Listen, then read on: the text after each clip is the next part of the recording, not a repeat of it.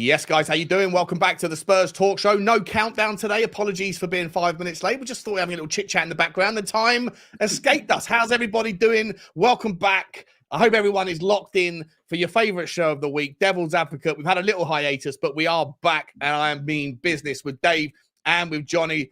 Good to see you both. Johnny, I'll start with you, mate. How are you, buddy? I'm fine. Good to be back. Good to be back. I needed a sabbatical.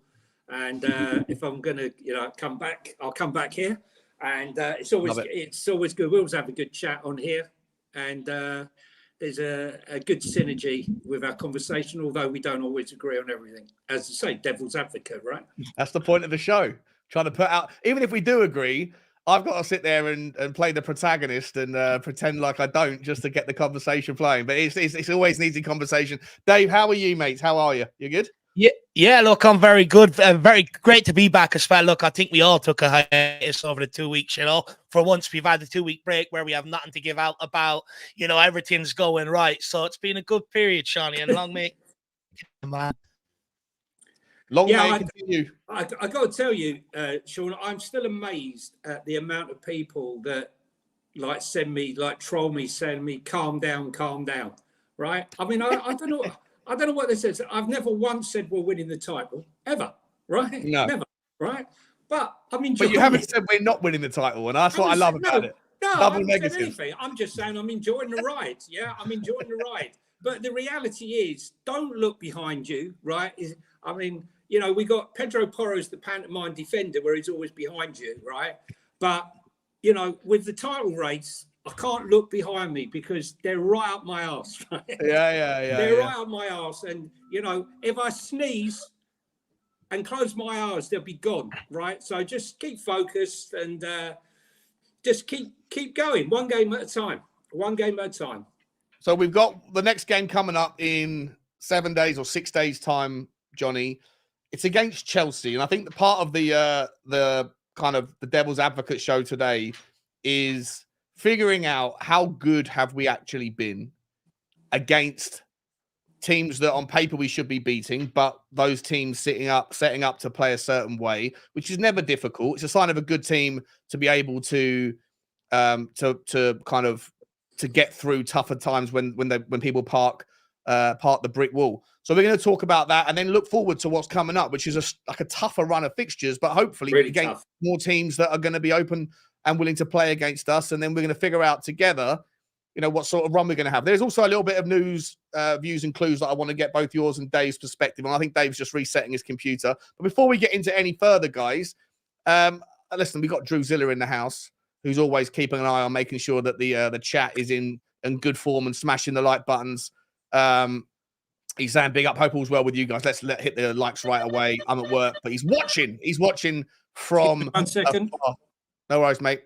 I'll just do the due diligence quickly whilst these two are away. Keegan's in the house as well. My favourite show of the week with the best panel. Good to see you, mate. Although I'm out and about this afternoon, so we'll have to catch up later. No worries, mate. See you later on. Tibor is in the house. We win this. We have to. We're talking about Chelsea. We've got Michael in the house. What's happening, Michael? Good to see you. As is Free Assange. Alex Apostolou's in the house. Great timing. Just sat down with a coffee and a fag. Let's go, gents. Good to see you. Inacoma's in the house. What's happening in Inacoma? Joshua's here. Big up, lads. I've checked Twitter to see Mudryk has an injury and maybe Enzo as well. Inacoma, was that your Twitter handle for your handle for last year? Because every game felt like a coma. What's that, mate? Sorry, I'm not sure that's my Inacoma, was that name he formed last year while watching Conte ball? Yeah, he's been around for just inside of the he started his channel, he started his name in the Conde session for sure. Yeah. The Three Musketeers, he says, loves the chair. Sam, appreciate that, mate. I'm getting a lot of hate for it, but that's okay. Drew's very Big Brother-esque. Yeah, I like it, mate. People have been saying to me, Sean, Elton John's living room phone. He wants the chair back. David Furnish bought Elton that chair for sure. Listen, I told you before. I've gone through. I'm on my third chair of the season, or of the last season and a half. When I lean back in excitement, the kind of office chairs don't like the weight transfer, so I've gone for an armchair. Drew Zilla saying best front three in the game. Big up, lads. Good to see you, Drew. Appreciate you guys. Right, we're going to get into it. Everyone else, make sure you smash the like button, guys. Smash the subscribe. and I'll be bringing up your comments throughout the show. I hope everybody is doing well. Look, I want to start, before we get into the Chelsea and the form and everything, I just want to get a little bit of news out of the way regarding just a couple of like tidbits that I want to get your opinions on real quick, guys. And that is... That was that sort of show. Well, maybe later, after the watershed, it becomes one. The first one is from an ex-player by the name of... who is it? Who said it? The BBC pundit.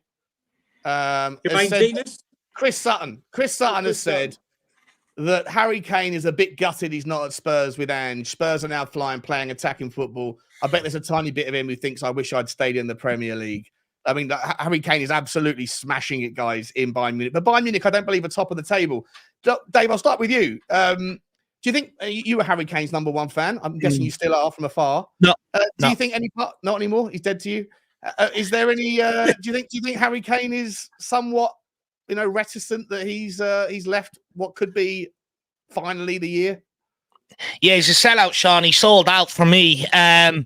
Look, you know me, once Spurs players leave Tottenham, I have no sentimental towards them. In fact, people that accuse me of being, Harry Kane's number one fan, I need to let him go. I've watched more of Harry Kane at Bayern Munich than what I have. So, I'd argue they're a bit more fangirl in him than what I am. But, look, I think definitely he's regretting it. When you look at what's going on now, I mean, we're flying top of the league unbeaten. And I've always said, and I maintained last season, the problem was not the front line. The problem was behind that. And once you fix them places, it will take you a long way towards a title challenge. And we've done that. And I think when it came to Harry Kane, I think, there's so many broken promises, so many, he gets up for Jose Mourinho, he gets up for Conte, and then ultimately just to sort of be let down come the end of it, no matter.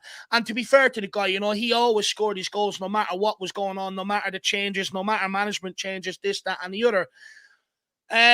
But look, he definitely regrets leaving Tottenham. But what I would say, Sean, is, it could come back to haunt us as well by the end of the season. I'm one of these. I don't think, as good as Son has been, you need more firepower than just Son up front to be able to carry us towards a title. You need other players to chip in. And I just think if we had Kane, Son, and Maddison, people would be talking about us as title contenders right now, and the narrative out there in the media would be a little bit different. I think a lot of the fans who maybe look at things right now and say, look, there's not enough squad depth, maybe we don't have enough firepower and stuff like that. I think if we kept Kane, it might even change some of the opinions around the fan base that make people maybe believe a little bit more that we can go on and win a league title. But look, he didn't want to stick around. That's on him. Johnny, I'm going to twist the conversation, twist the question for you, rather than is he missing Tottenham or does he regret leaving? What Dave has just said, I think it's a really interesting point about if Harry Kane was still here, because I've been talking all week on the transfer news, views, and clues shows I do about my desire to see someone like Santi Jimenez coming in from Feyenoord. If Tottenham are going to go out and get a number 9, what do we do with Sonny? Because if you put him back out on the left again, I don't think you see the same version of Sonny. And it would be absolutely cripplingly cruel to take a guy who's the second highest goal scorer in the Premier League behind Wonderboy at City and put him back in a position where I think the kind of time itself has just taken its toll a little bit. So do you think, Johnny, that if we did have Harry Kane, would Sonny not be playing as well as he has been? And should we be looking for a number 9 right now that can come in and immediately compete with Sonny and then force Sonny out? Because you're not going to drop Sonny. He's the captain. So how do we go about that? There's a lot of questions there. I don't know where to start, really. Yeah, sorry. I mean, I agree with Dave. I think it's always been Harry Kane show. We are Harry Kane FC. It was like we didn't have 10 other players or the squad players. And it was, I think if I was maybe a team member, I think deep down it might have niggled you a bit. 350 odd games, no trophies. And then the press were writing it out, weren't they? They were writing it out by saying, Harry Kane, he's been at Bayern Munich 2 seconds and he's already going to win a trophy, and they got humped 3-0. They're going to walk to the Bundesliga and they're sitting there in 3rd position. Scores a wonder goal at the weekend. Of course, if Harry was there, you know, the press would be talking about us as a team. But would they? No. They'd be saying Harry Kane's going to lead Spurs to the title. Would it be more about Harry Kane and less about Ange Postecoglou? Right? You know, would he be getting as many plaudits? Would he be getting as many plaudits? No, Harry Kane has... I disagree with that slightly, though. No, I'm sure he would get credit. Don't get me wrong, but you know, sure that the press what I disagree. Good. Oh, sorry. Look, I'm having internet problems, so if I'm cutting, you know, just shoot me down.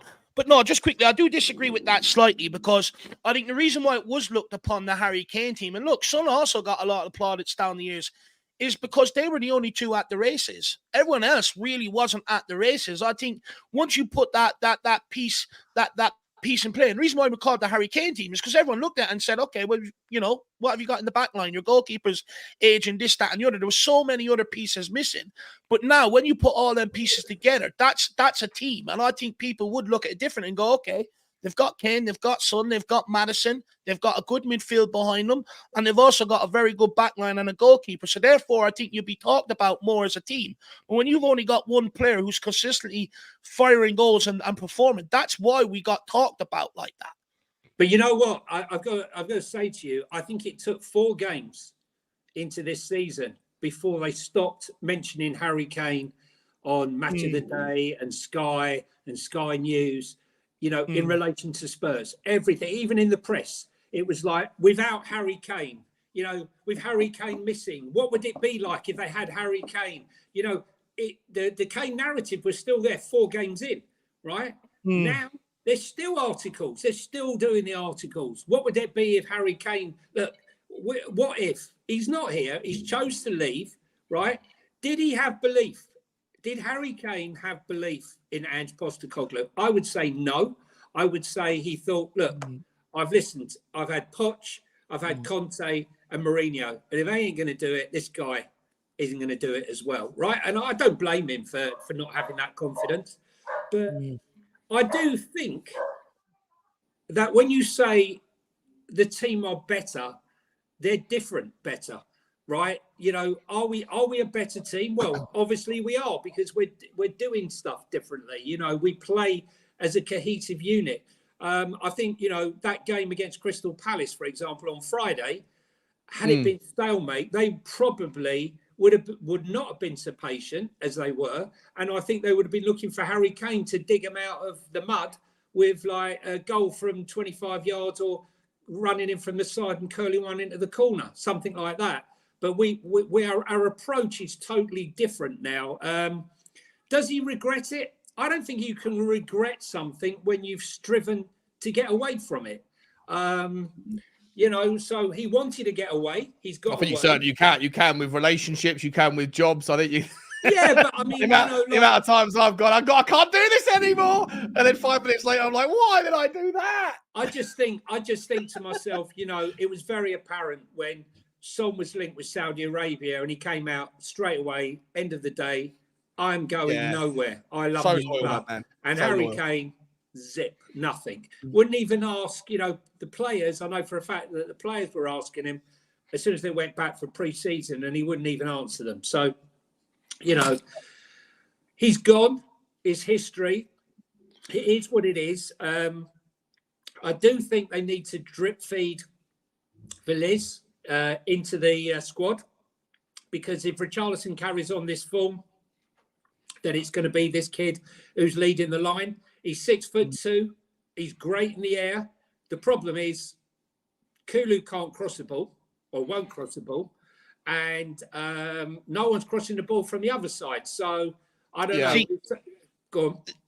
I was just going to say, you know, this is where we have problems. And I've highlighted this since pre-season, you know, with the problems in the forward areas. I remember speaking to you about it, Johnny, about you know, that front three not quite right. And this is where we're not a better team without Harry Kane, because we're not better up in the forward areas than Harry Kane. We're not scoring more since he's left. No one else is chipping in like many predicted. It's still a one-man team up in that forward area. Make no mistake about it. But the biggest difference this year is we're not having to score 3-4 goals every single week to win a game. because we're keeping clean sheets, because we our made defense is the improvements in the difference. back line, 100%. made improvements in the goalkeeper. And that's the biggest difference this season. You add Harry Kane to what we got. We're a serious outfit going forward, and probably better going forward, more clinical than what we are now. The reason why we're not clinical is because Harry Kane left the day before season. The plan was never to play Sonny up front. It was Richarlison at the start of the season. It didn't work out. In a couple of games, he moved Son into the middle near the end of the game, and it worked out. And ever since then, Son has took that lead. So for me, I'm not.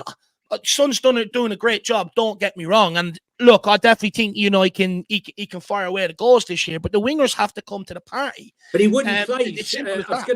I was just going to, sorry, Dave, I was just going to say, but the thing is, we know, and I said this before the season starts, I don't believe that Sonny out on the left and Kulu on the right will work in Ange's system. And nothing. Too much of the same. Nothing I have seen in this season has changed my mind. We're 10 games in. I said it before Ange even kicked a ball in a friendly that this would be the scenario. But you're right. I think the defence is way ahead of schedule. And I think the attack is behind schedule. I think it's not cohesive. It's not fluid. And it's not really working. Yet, as you quite rightly say, the defending is enabling us to win games by nicking 1 or 2 goals here and there. Because it's not top draw. You know, apart maybe that second goal against Palace was a really nice goal, and a couple of the goals against Burnley. You know, the lovely pass. Football. But other than that, you know, I don't really think that we've done more. I mean, own goals have scored more goals than Richarlison this season. Yeah. Let me ask you guys this then. Because I still believe, like, I don't want to dwell too much on Harry Kane because it's irrelevant conversation, really. But we've got Jimenez. We've got Veliz, who, for what we know of him, his best asset is in the air. We've got Richarlison, for what we know of him, his best asset is in the air. We lost Perisic early in the season. Has it been understated how much of an impact not having him 100%. To throw in some crosses late on in the game, or when we're struggling to break teams down, has his absence been more impactful than I think some fans want to mention or even recognize? More so than Solomon, for sure. I mean, you know, Perisic, he doesn't need to beat his man to get the ball across. He can do it from a dead ball situation. He can just do a dead ball wang, whip that ball in, kill a ball in, whether it be from the left-hand side or from a corner. Whereas the likes of your Manor Solomons and your Kulus and your Johnsons need to beat the man to old-fashioned style to get to the byline to get the ball across. And I think there lies the problem. I know what you think, Dave.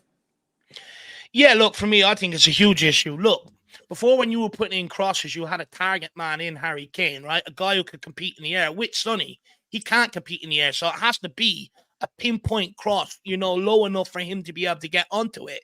And that's why I say we need to get another striker in to offer us a little bit different sometimes against these low block teams. You might rely on a bulldozer in the box to get his head on things.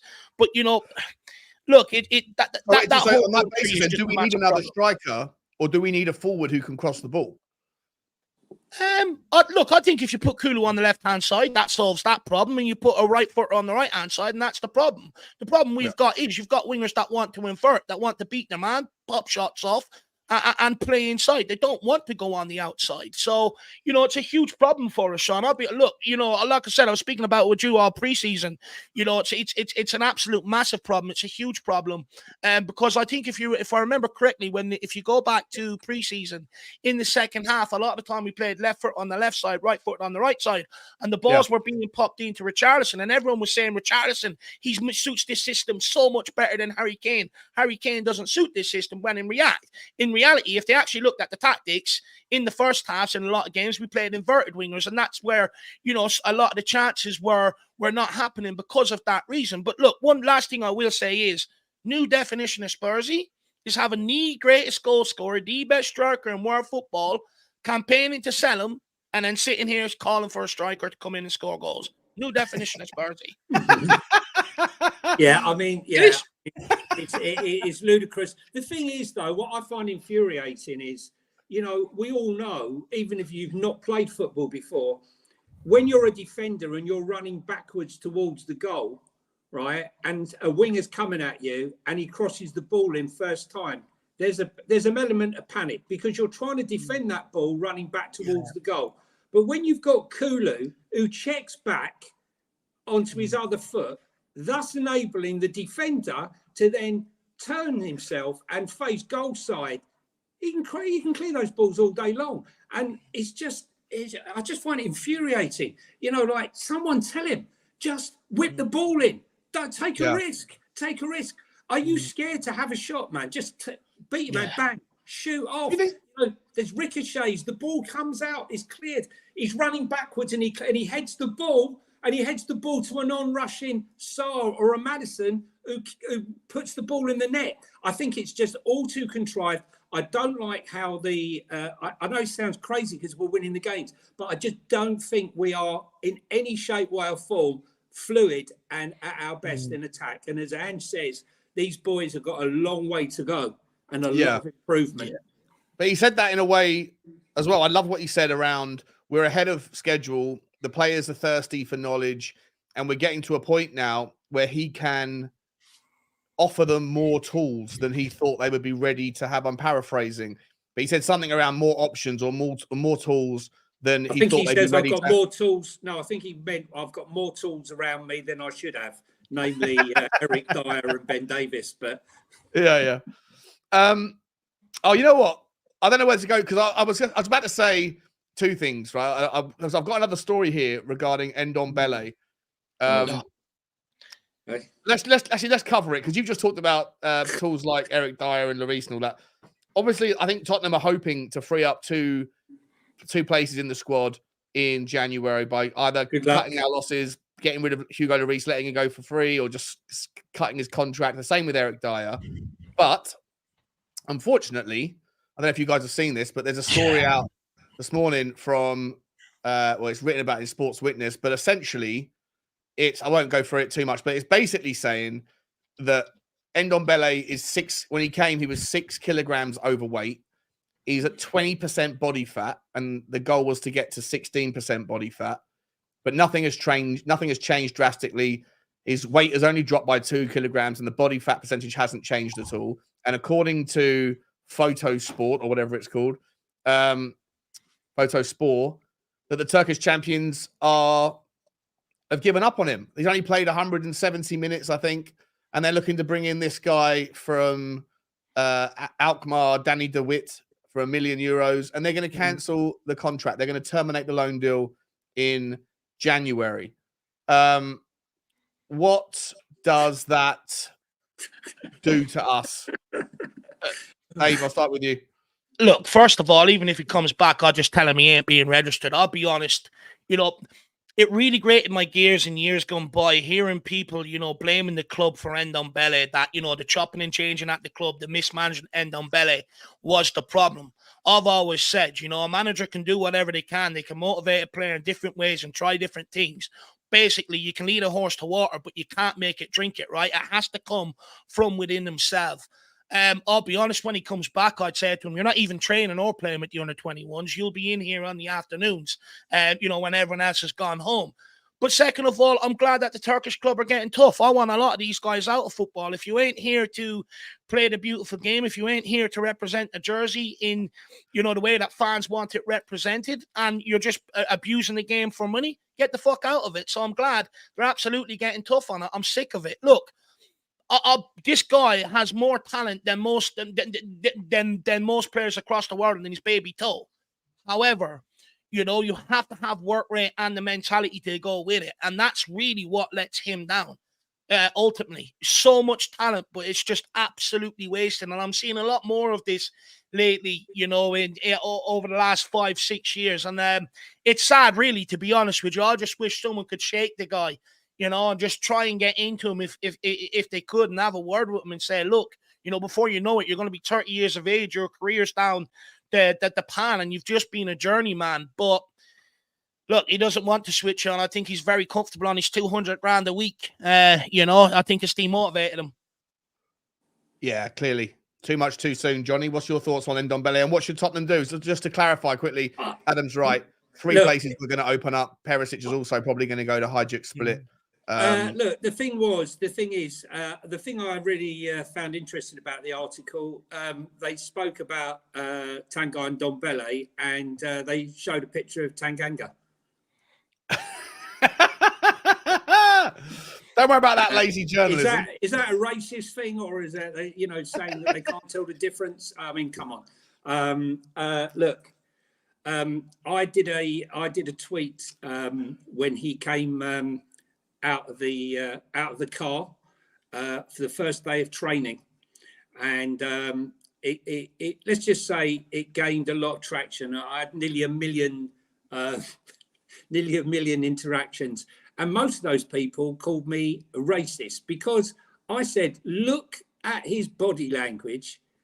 He looked like he was exhausted. Like, oh my God, I can't believe I'm here. He's got a taxi ride and a chauffeur. He opens the door, he gets out. I can't believe I've got to come back here, right? He looked exhausted. Looks like he's walking through the airport and he's 4 hours early for his flight. Yeah, he looked exhausted going to the door, right? And I said, if that is your enthusiasm to come back to this club, get back in the car and go home. Thanks very much. Goodbye. What made you a body expert, Johnny? Huh? What made you a body expert? Body language expert? Yeah, well, that's what I got told. Yeah, what made me a body expert? That's the one I heard a lot. Yeah, but I got that one as well. I got all sorts. But look, the fact of the matter is, Steve Hitchens got a lot to answer for, and this is what I'm saying about when you do your scouting. Scouting is not just based on watching a guy in a game. Scouting is about, okay, you've identified him. Now you do a background check. What's his mindset like? What's his history like? And if you delved in, even scratched the top of the surface, you would have seen that Tanguy was never for us. And, if you look at the fact of where we've gone wrong, we've spent money and it's gone seriously wrong. On the whole, when we spent big money, it hasn't worked for us. And that's why I'm massively in favour of what's been going on the last 18 months with clever recruitment. I'm not saying that Mickey van der Ven was cheap. I'm not saying Romero was cheap.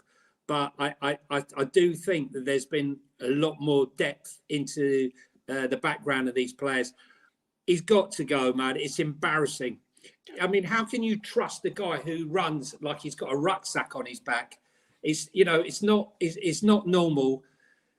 It's not normal. I just don't understand his mindset at all. There's no desire at all to be more than what he is. Once his contract's up, he'll be lucky if he plays football again. So we're all in agreement then that he's not making, if he does come back, he's not going to be Daniel Levy's answer if Giodo Celso forces a move out somewhere else. You got Ndombele back, so make it work. No, he can't even be, he should be putting a holding pen somewhere. I do worry that Ange Postecoglou maybe make it work, because with Antonio Conte, he was able to get rid of him before we even went on preseason. With Ange Postecoglou, he was made to bring him on preseason, yet he didn't feature, this, that, and the other. And I just wonder if he does come back in January, will he be made put him in the squad? Will he try and get the best out of him so that we can try and sort of make some money back off him? But look, he's an absolute waste, man. Just get him gone. I know people, argue with me all the time. You can't rip up contracts. I mean, you can definitely agree a fee to pay him up, and I would at this point if he would agree to it. I just want him gone altogether. I'm sick of having this, clown show around our club. I really am. Ndombele, I'm sick of him. Yeah, 100%. 100%. I completely agree. I was terrified when I saw it this morning. I was like, oh no, this is bad news. No, it's never happening. I just, even all the stupid diehards that were saying keep him and get rid of Lo Celso and keep him, I was like, oh my God, He can go too, though, Lo Celso. He can fuck off too. He was useless the other night. Sick of him lounging around. Couple of super chats. Martin Nitrous, big up, Martin. Appreciate your support, mate. Hola, the Three Musketeers. Love that, mate. Which one of them? Who's D'Artagnan and who are the other two? Let us know. I'm not sure the other two. I'm not sure. What they D'Artagnan? Who were the other three? The D'Artagnan and can't remember. Doesn't matter. from my younger years. Futures bright, futures. Lily White says, "Do you think the starting 11 will burn out?" Sorry, hope not. With one game a week, personally, I mean, obviously, Ndombele, Udogi's got fatigue. I don't know if it's fatigue in his muscle or general fatigue, which is why he didn't feature against Palace. But look, you got to get these guys' fitness up to tip top levels. If you only get playing one game a week, Sean, is that a bit worrying? We've played one game a week, and he's got muscle fatigue, but he's an and he doesn't unit. play 90 minutes. Honest to God, he's an absolute unit. You name me one absolute unit of a wing back or a fullback that doesn't have a career stifled with injuries or fatigue problems. Maybe Theo Hernandez at Milan. He's an absolute beast. He's massive, and he gets up and down, and I don't believe he's had huge injury problems. But most of them, especially in the Premier League, most of them that are physically big, tough players go through ridiculous sessions of injuries. And you look at Reece James at Chelsea, his career is going to be cut short, I think, because he's just too top heavy for the game. I just wonder whether Destiny Udogie, he hasn't been injured yet, but I just wonder whether or not he is going to be someone, because just the demands of a fullback position are you're making sprints, like 80-meter sprints or at 3/4 pace 10 times a game. And Can if I you're ask a big you a question then, Sean? If we had European football, Europa League football, we need to get someone in behind him, mate. Yeah, how many points would we have in this league right now, do you think? Not as many as we do. No, nowhere near it. Not as many as we do. Yeah, we'd be maybe 6th or 7th, I think, probably. But I do think Tottenham need to prioritise a left back on the list. Just needs to go, like, to sit in behind me. My favourite player, my favourite left back in the Premier League at the moment that I think we could get, Dave, we've spoken about it, Anthony Robinson. Right? What's your thoughts on him? I'll come back to the super chats in a second, guys, because this is an interesting topic. 1 second. But thank you, Martin. And thank you, Futures Bright. Go on, mate. Go on, Dave. Oh, me? Oh, sorry. I thought you were asking Johnny. Yeah, look, I really like Robinson. I was only saying it to Jack before the Fulham game, actually, before we went live. How comes not, no big clubs have really come in for him? I think he's absolutely solid. I think he's brilliant defensively. And I think he's very, very good going forward, technically good as well. So, for me, I think he'd be the right guy to bring in and have, competition with Udogie. I think he'd be absolutely brilliant. And plus, he's not going to cost you an arm and a leg either. You'll get him out of for a relatively decent price as well. And that's where I'd be looking at. He's got all the attributes for a modern day fullback. And I think the reason why Ben Davies really struggled, I think the main part of his struggles against Palace was he just doesn't have the legs to get up and down. He's lost a yard of pace, and he doesn't have the legs to be able to get up and down as quick as we need him to when you compare him to Udogie. Whereas someone like Robinson does. He's got that energy, he's got the speed about him to be able to get up and down. And that's what we should be looking at. You can't get someone that doesn't have the pace in that back line, because then what you're relying on the whole time is what we did against Palace in the first half. Van de Ven being dragged out of position constantly to try and cover for him. But Robinson is one I'd definitely be looking at. I thought he had a very good World Cup with America. I think he's had a very good season, last season with Fulham, and a good start this season. I'd love him to come in at Tottenham. Before I come to Johnny, I would be happy with the double, to be honest with you. Tosin and Robinson. Tosin, 6'5", come through the City Academy. He's got pace. He's one of the fastest in the league. He's fallen out with Fulham over the fact that he wouldn't sign a new contract. It'll be for practically peanuts come January. Yeah, but he didn't want to come to us, mate. He wanted to go to Monaco instead. Is that a problem? Yeah, but he's also off the back of a surgery. Yeah, but also things change. Right, Spurs were not appealing in the summer, were we? How appealing were we as a club? That's true. Right now, instead of like Tottenham, do me a favour. Now players will be saying, "Hey, get me there." Right? There's a difference. Okay. Yeah. When players see what's happening and want to be part of something, so I would not be unhappy with Tosin and Robinson. I think Tosin answers all the questions. He's perfect. He's the Ange type. He's quick. He's 6'4", 6'5" he is actually. Can play left centre back or right centre back. And I think those two can be got for very little money. Tosin's going to go anyway. So really, it would just be a deal for Robinson. Robinson for me, like every time Tottenham play 26, Fulham, 27 now. He's 26. Yeah, 26. He's been around the block, but he is. I think he's just a really, really balanced fullback, like an old school balanced fullback who can get forward, who helps out. Fulham are most dangerous down their width, even though they've got Polina. Side issue. Did you see Polina's cheeky elbow on the weekend? I've got to tell you that. Disgusting elbow. The guy could have broken his eye socket. But anyway, apart from him, I do think that Fulham are most dangerous down their left-hand side of either when they invert Decordova, Reed, and Willian. But Anthony Robinson and Tete, Fulham have got brilliant fullbacks that can get forward and get back, spend most of their time tucked into their final third, and then get forward when necessary. For me, I think he is someone that would absolutely suit the system. There's other people out there. It's interesting you talk about Tosin Adarabioyo, Johnny, because another player we've been linked with, and I'm just going to bring it up right now, is a story. It's a nice little segue. Just give me Paulinho any day of the week, mate. I take Paulinho. He's brilliant, but he's dirty, though. He's a real dirty player. I wanted to bring this up. I don't know if you can see it. Let me get it. Sorry, I'm not on the screen. Did you see his stats from the other game? 11 interceptions, 10 tackles. Yeah, he's a brilliant. I think Liverpool will go in for him in January, if I'm honest. No, I'm not. I'm not a Victor Nelson fan, man. Well, that's what I was going to ask you. He's been frozen out by Galatasaray in favour of a player that we handed over to them in Davinson Sanchez. We've been linked with Victor Nelson for a long time. Like I've said 1,000 times, I think you'll struggle to find a better centre back who's got a higher conviction rate or conversion rate of pinging long balls into channels. He's brilliant at that, but he's not brilliant at anything else. And if Davinson Sanchez can come in and take his spot, do we really want to play swapsies with Galatasaray as our backup centre back? No. Look, I think we mentioned this before. I think the club are very conscious of the fact that they need to leave certain positions free for players to come through the youth. I mean, look, next season, Alfie Devine has to have a place, right?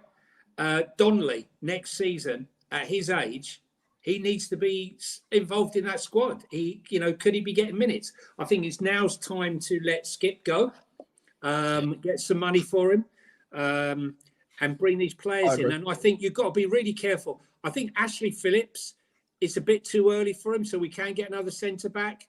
Dorrington, again, those two, another year. We absolutely need a centre back in January. Correct. Right? We absolutely have to, and it has to be early.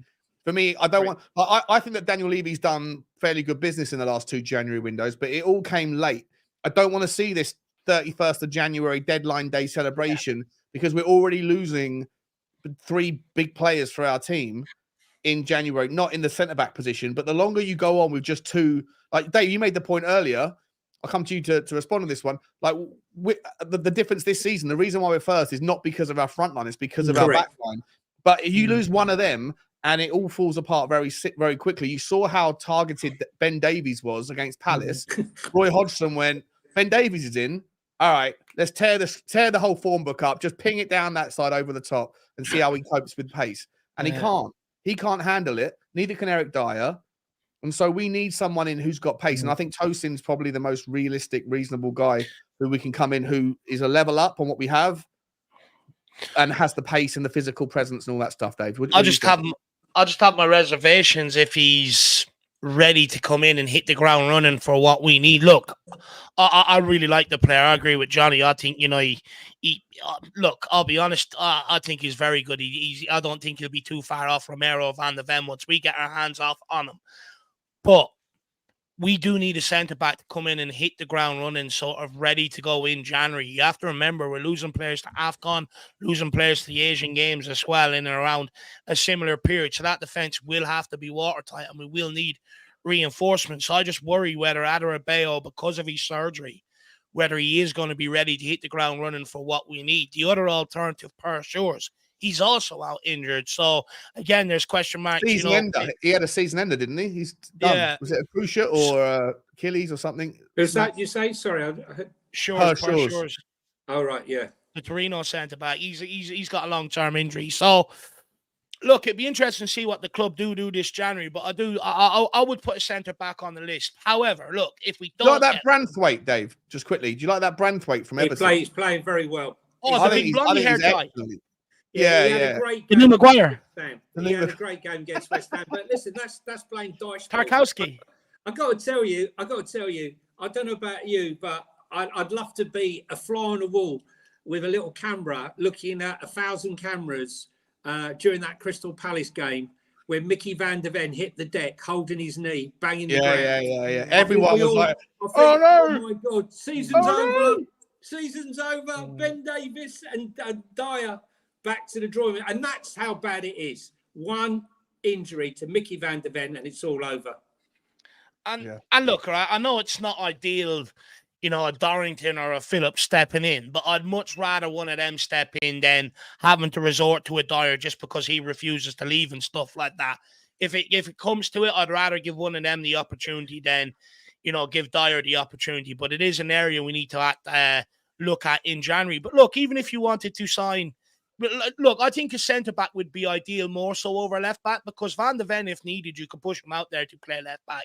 He's got all the attributes to be able to do it. He could cover there without Van der Ven if you needed to. If you this is why I massively disagree with that concept, right? The reason why our centre-back pairing works so well is because of Van der Ven's pace. If you put Van der Ven at left-back, then he's going to have to play as in the left-back role, which is high inverted, all that stuff, which I'm not saying he won't be able to handle, but whoever you bring in is going to have to do what Van der Ven does currently, which is when we get caught out, and we do 3 times every game, how many times do you see Van der Ven get back into the channel? That's why Tosin's things got up. the pace. So if you move Van der Ven over to the left, you're going to need to have someone that's as fast and as competent with the timing of tackles as Van der Ven, and I don't know where that guy is, and he's certainly not in Tottenham. I do believe that Tosin is a player who can play left centre-back who is very, very quick. You know, he's not as quick as Mickey van der Ven, but there again, who is? But he is exceptionally quick, you know, and he's strong. And he's good in the air, which at the moment, surprisingly, is Mickey van der Ven's weaker. What worries me a little bit about Tosin, though, is Issa Diop kept him out of the team before his injury. No, it wasn't. It wasn't that. It was to do with the fact that he refused to sign a contract, John. That's what it was. The only reason why he's still there is Fulham extended the year on his contract to try and persuade him to sign a new one. That's the only reason why he's still there. Fair enough. Okay, I'll take that one. Sorry, Dave, I did interrupt you, mate. Do you want to finish your point, and then I'll get back to the super chats that we missed. Look, I do hear what you're saying. Obviously, you know, you want to sign a centre back with pace, but I think a lot of the signings we're going to make now, that, you know, they'll all require a bit of pace, and you know, to be able to get around the pitch and carry out what we need them to carry out defensively and going forward. But look, on a needs bus basis, I'd have no problem putting Van der Ven at left back for a game or two if it required. I take your point. I do take your point, but you know, that's where just other people just have to be competent. Yeah, I shudder to think what would happen. In the first minute of the Chelsea game, if Van der Ven goes, I think Van der Ven is more indispensable than Romero at the moment, and that's saying something. I don't know, maybe you disagree, but I just think when we get caught out, it's not Romero that's getting back for last-ditch tackles. He's done it, but it's Van der Ven's pace that gets us out of trouble. Romero's been outstanding. Romero's been, of course. I'm not. Yeah, it's like, you know, pick your poison. Who would you rather leave the team? They're both indispensable for us. But I never thought I would see Romero telling everyone to calm down. I saw that. Palace. I want to turn that into a GIF, like a GIF, whatever it is, with him with Romero doing this. Like, what are we doing here? Did it at Palace? I've seen him numerous times. You know, like, Jesus, guys, calm down, right? Like, hello, is that the same guy? Love it, love. Great, it's great to see. Adrian Chia with the super chat. Greetings from Basuma Third Kit Society. Yeah. Member number 2. I'm not sure what that means. Is that a Irish Hotspur thing? Yeah. So there's a few people that recently that bought yeah. Oh, you know, the Spurs getting a Louis Vuitton kit, you know, that price a lot of us out. I'd be outraged about that. But no, honestly, third kit, I mean, I think there's a few people recently ordered the third kit with Basuma on the back. So, you know, there's a couple of members. It's growing. I think he's trying to grow a bit more. Love that. before I come to the next super chats, I want to say Zeddy's come in a little while ago saying, Sean, have you conceded on Johnson being a good player now? First and foremost, Zeddy, when we were first linked with him, I did my research and I was like, don't agree. Then, if you remember, whilst everybody else was saying, don't want him, I softened my approach and I said, I've spoken to some Nottingham Forest fans and some Welsh guys who know him better. And they've told me there's far more to his game than meets the eye. And so I was actually okay with the signing before we signed him, more so than a lot of other channels out there. So I don't think I need to concede anything. I'm happy he's here, and I definitely want to see him in the Chelsea game ahead of you-know-who, Richie. Colin Cross also, have you changed your view? This is a bit of a... Everyone's coming after me for my previously held views. Have I changed my view on Big Vic being the next Barthez? Yes, 100%. I own that one. I did say that Big Vic could be the next Fabian Barthez. And yeah, he's the best goalkeeper in the league. And I love my Venom. So I'll take that one on the chin for sure. Henry Wright, big up Henry. State of that chair. Yeah, mate, you wish you could find the link to this chair or anything like it. There's actually a series of them. You can get them in different colors and different shades. I might go and get like a second one. The partnership video will be coming soon. The link this evening on Big Brother. Yeah, 100%. Listen, there's a lot of people that hate the chair, a lot of people that like the chair. It is what it is. It is what it is. Futures Bright comes back in saying Actor Koglu would be a great signing. What a player. I mean, listen, I'll take this one because I've got two more. Well, actually, no, I'm not. I'm going to hand this over to Johnny. Are you familiar with Actor Koglu? Well, do you like him? I've got to say, we seem to be getting anyone who is linked with Ange. We got Lange, which is like Ange, and we're getting Koglu because he's Postecoglou. Yeah. You know, is this going to be our mythology now for scouting? 100%. Anyone who's got anything with Ange or Koglu in it is good enough for us. Yeah. Listen, I prefer the Japanese boy. Mitoma? No, Actor Koglu's a left winger. Yeah, I don't think right now it's for me. I would rather have Nusa if we're going to sign any winger. For me, he's going to be something special. Antonio Nusa does look the real deal. Yeah, and if we're going to buy a winger, for me, that's who you buy. I mean, he came to Spurs. He was down at the training ground, but with his dad. But he also went to 3 other clubs. So, but if you're asking me, that's who I'm going for. But we do not need another winger right now. We need a centre back, and as Sean and Dave said, potentially a left back, unless we bring Reggie back.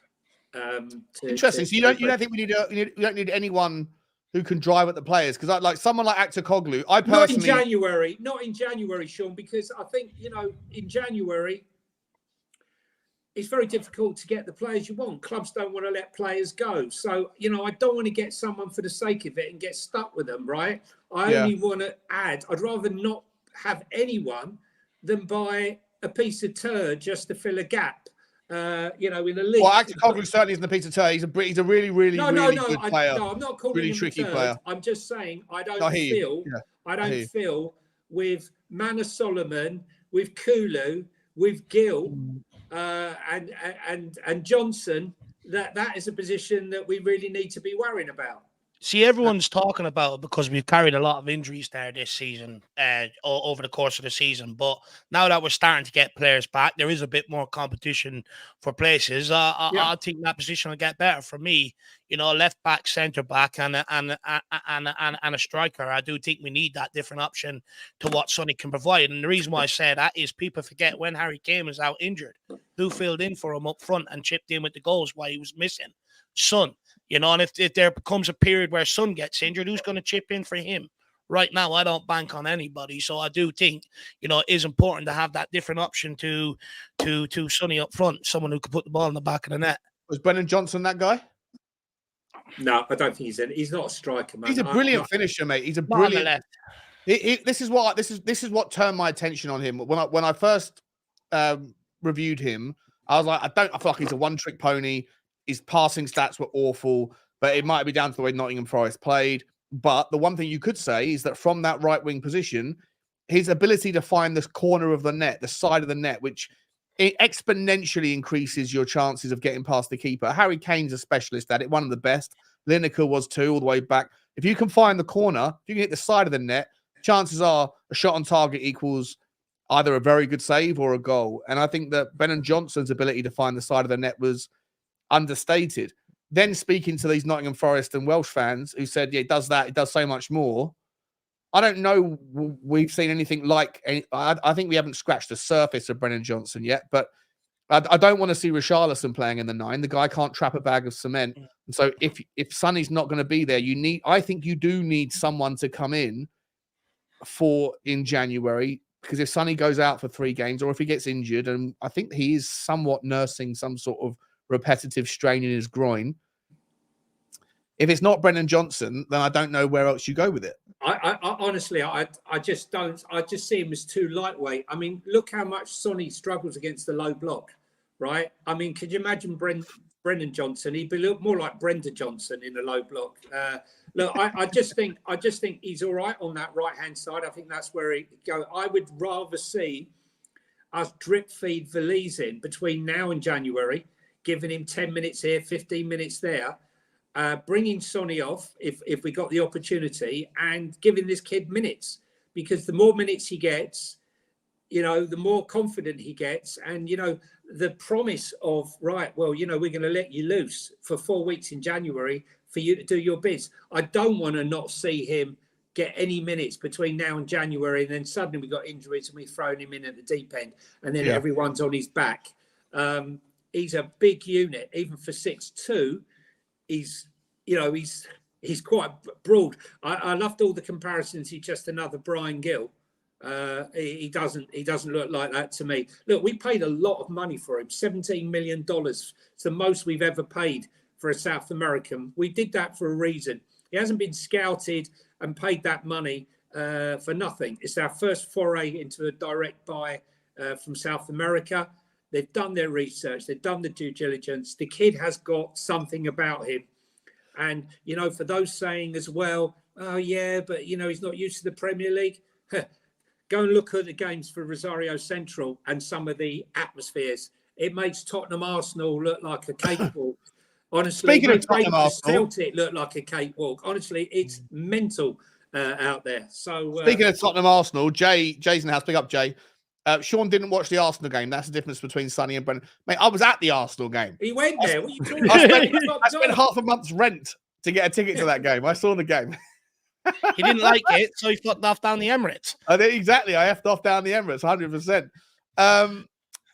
Yeah, listen, I just think that we do need, like Johnny says, we need to focus on, I think there's 3 or 4 positions we would ideally focus on in January, but it's just never going to get 4 deals done. So if it's got to be 2, the centre-back is the first, and then you either make a tough decision around a left-back or a CM if you sell Hojbjerg. Although I do want to talk about Hojbjerg in a minute, because I think it's a really interesting take that Dave and I spoke about last week.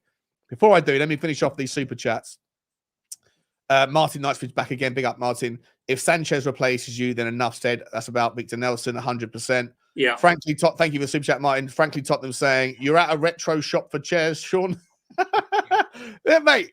Yeah, if you can't see what this chair's doing, mate, you need to F off. I need these glasses to offset the glare from the chair. It's not an armchair, it's an arm glare. I like that. Very good. Appreciate you, Frank. And Donovan, mate, Donovan, I'm glad you got in touch, buddy, because I was waiting for you to. I was trying to wait out to see when you were going to get in touch. You won the shirt on Friday. If you message me, I haven't seen it yet. I will get it across to you, and very much appreciate. Have you still got the 8,000 Man United shirts that you bought? No, they've gone back. I've got 5 more Tottenham shirts over there, and I've got like another 8 coming. So there'll be more shirts to be handed out very soon, guys.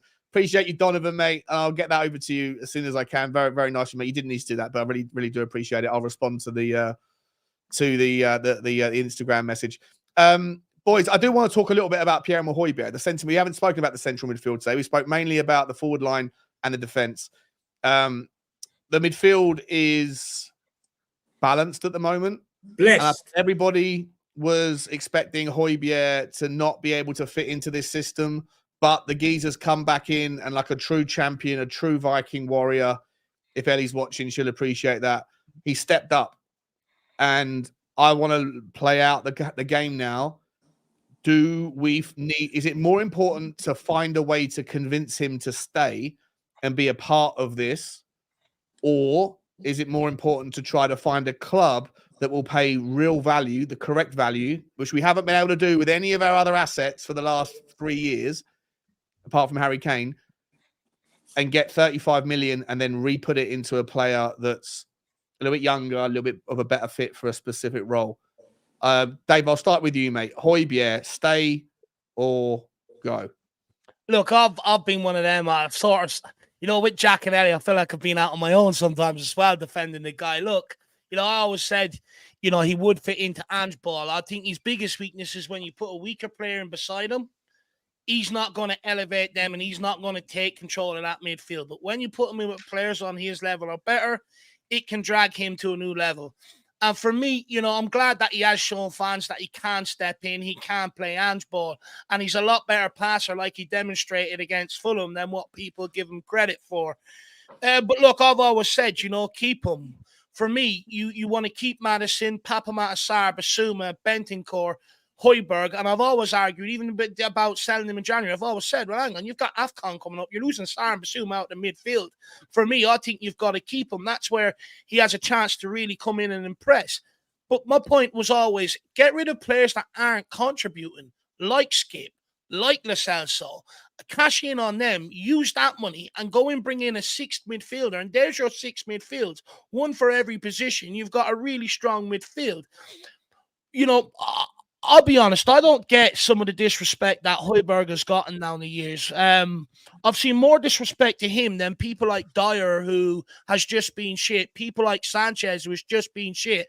I've seen more disrespect to Hojbjerg than I've seen to Ndombele and Lo Celso, who haven't even contributed to this football club. I don't get it. For me, every manager trusts him. Every manager plays him. I think there was an element last season of fatigue. I think the guy's missed less than 5 games since he's joined Tottenham. Up until this season, he played nearly every game for Spurs. And there's a lot to be said to have a player that when a manager calls upon him, you know exactly what he's going to deliver. In the spirit of Guy Fawkes night coming up, Shawnee. But there is a lot to be said. You look at someone like, for instance, Lo Celso came off the bench against Fulham. He done nothing. It looked like he didn't want to be there. You look at Hojbjerg, for instance, when he steps on, you know exactly what you're going to get, and you have to have that impact from the bench. Now, look, I don't want to hear any more, can Hojbjerg play this way? He's proven that he can. The question is, does Hojbjerg want to remain as a backup or stay here and fight for his place? Before the season, coming into January, the answer was no. But if we're in a title race or he's still at the top of the table come January, I can guarantee you his mind will change. Why would he want out if you're fighting for a league title? And also the fact that next season you're going to be playing 50, 60 games a week again, so there's far more need to rotate. Right, Johnny? Listen, I've got to be honest with you. Dave I could have just stuck my face on Dave's head, right? Because basically, I totally agree. I've argued and I've argued and I've argued till I'm blue in the face. I've actually given up now. He played 100 games in 2 seasons, right? He played every game for Denmark. He played every game for us, right? Why? Best ability is availability as well. Right, okay. I mean, he's a guy who's got a gash down his leg. He don't give a shit. He's there next week. There are players. I've got a bit of a twinge this week, boss. I don't know if I can make it, right? He's a warrior, okay? He plays a completely different role for Denmark. He plays much further forward. He's much more progressive. He's got that in his locker. People seem to forget the assists he made last season in a shit team. People forget the important goals he scored in a shit team last season. I think he's a crucial member of this squad, right? And if we let him go, we're nuts, right? The calming influence on our team. He came on against Bournemouth to calm things down, right? He comes on and trust him when things start to go a bit, shit. He brings him on. Basuma was taken off. He wasn't having a good game. It's as simple as that. And when he came on, he calmed everything down. for me, we should be blessed that we've got a player of his ability. I really do. I'm not quite understanding, like Dave, why people have got it in for him. There are so many players that need to be dug out for shit, for shit performances. He is not one of them. I'm not part of the he's terrible crew at all. I never have been. I've always loved and admired him, respect him, want him to be, if he becomes king of Denmark, I would absolutely be there at his, inauguration. Love to see it. I think the guy's an absolute champion of a player, like an absolute mentality beast. And you can only respect the fact that because last season and for the 2 seasons before, he played every minute. And the guy that's taken his place was in the squad last season.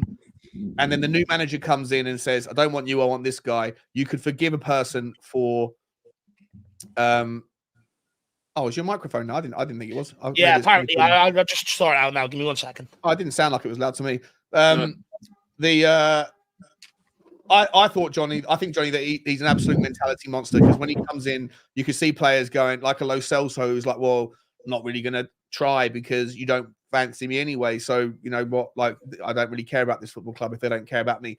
He does his job every day.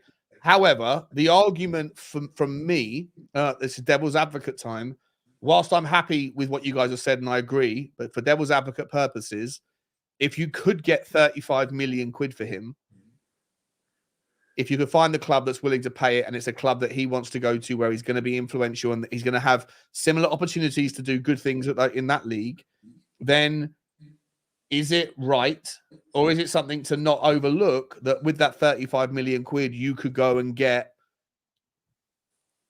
whatever you need? You could go and get a young up-and-coming midfielder that can sit in the sixth. That's the problem, Sean, right? This position in the way football is played now, who ever thought that sixes would be going for more money than strikers, right? Well, it's the linchpin, mate. It's the cornerstone of this 4-3-3 system. You know, like Paulinho, for me, is an unbelievable player. I saw someone said he's too old. He's 27 years of age. I don't care, right? The guy, his numbers last season smashed. There was no one. He was nearly double the amount of interceptions and tackles than anyone else. The game against the other day against Brighton, he had more tackles and interceptions than nearly anyone on the pitch. The most tackles and interceptions than any player in any game this season. The guy is a monster. Yeah, he's a 90 million pound player. Tottenham aren't going to spend 90 million quid on him, are they? So what I'm saying to you is, what is the point of getting 30 million for Hojbjerg to replace him with who? You're going to need to spend 60, 70 million. Lavia was million. I think maybe, if you want to get an established Premier League level player. Established, he's 19, Lavia.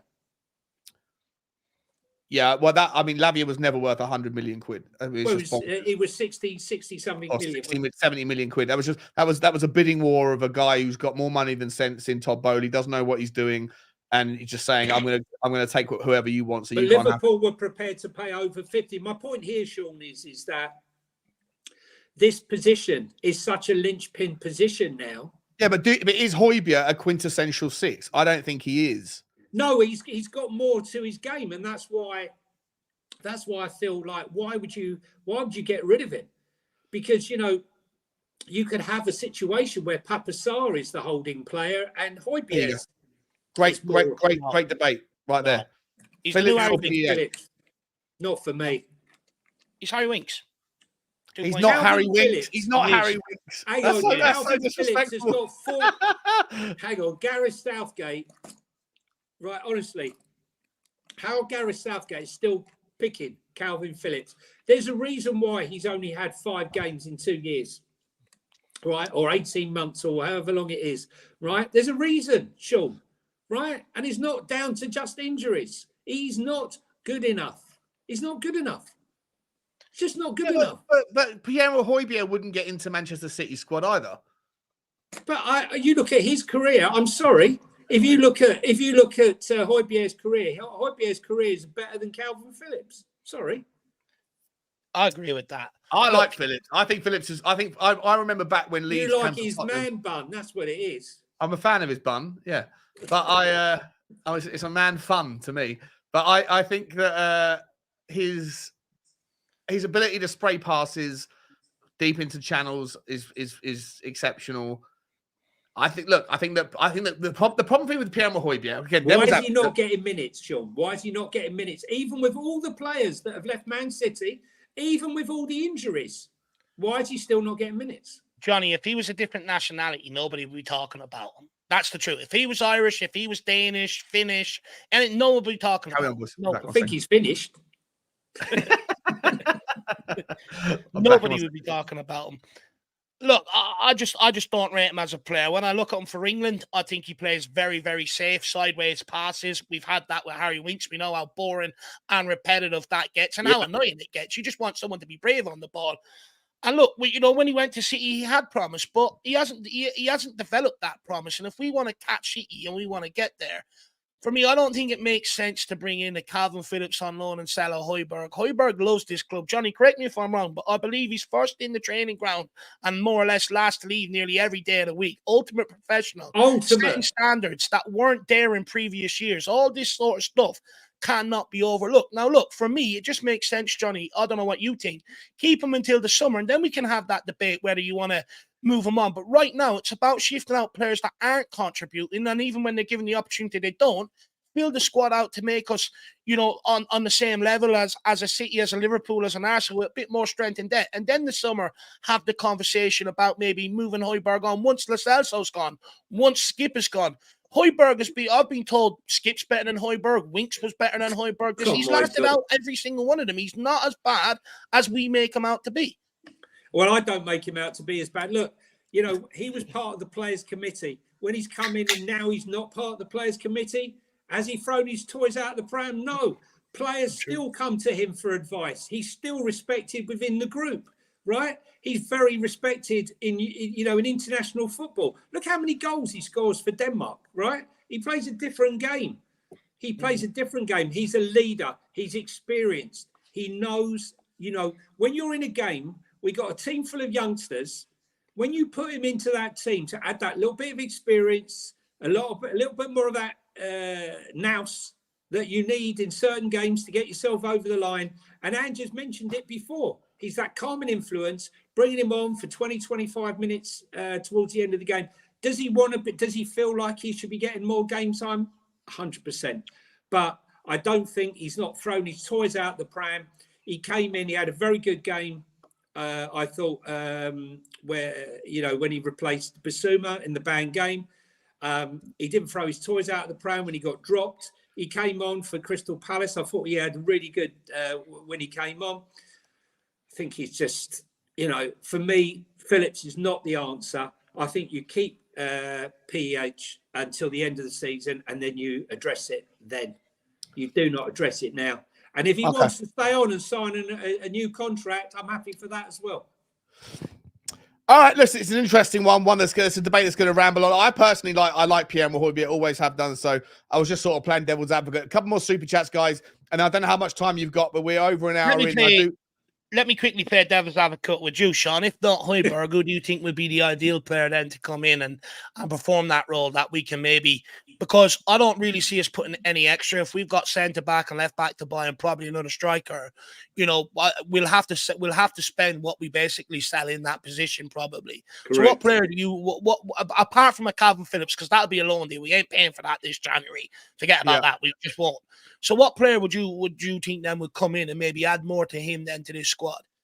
I think it depends on which way you want to go with it. If you want to go towards a specialist six that backs up Bissouma, I think that you could try and go and get like a Zubamendi from Real Sociedad or a Mikel Moreno. I think that you might be able to go and get some players. I mean, the other option is, do you play Rodrigo Bentancur in the six and then go and get more of a number 8, more of a kind of masterclass midfielder? And if so, there's a player we're linked with right now, which I'm absolute dream. I'm going to do a video on him later on, but he's playing over in Italy, Hakan Kalanglu. I don't know if you know him. He's also got that local boy. Yeah, No, he's a Turkish guy, but I think he plays for AC Milan. Oh no, sorry, to Inter he plays for. He plays in Milan for Inter. Look, I think there's lots of there's a never-ending stream of midfielders coming through. You know, I'm just saying I don't necessarily know who, or the specific name that I would want right now. Do you assume though that he's going to Bentancur?